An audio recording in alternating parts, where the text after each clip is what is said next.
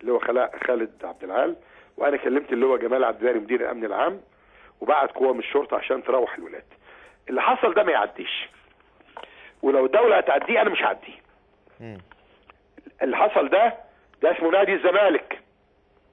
بقول تاني اهو، الولد ده اللي اقتحم النادي قبل كده، اللي شرع في قتل العمري فاروق وهو وزير، اللي سرق منه اللابتوب بتاعه، اللي لسه طالع من السجن، كلامي واضح دلوقتي في الاسم واخباره النيابه العامه، مش هيعدي يا جماعه.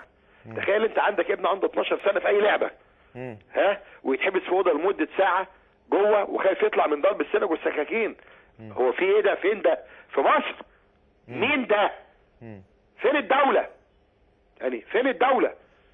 وانا لولا كلمت مدير الامن والراجل مدير الامن العام اللي كلمته جمال بيه عباري وعلاء مال، اتكلم مدير الامن، العيال مش عارفه تطلع، وبعت قوات شرطه خرجت الولاد.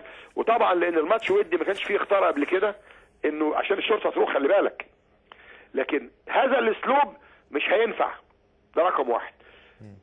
ده عايز القانون العنيف، والا بقى هبعت انا فتوات يشوفوا واد زي ده انت كده هو كده ياخدوه في الحفظيه.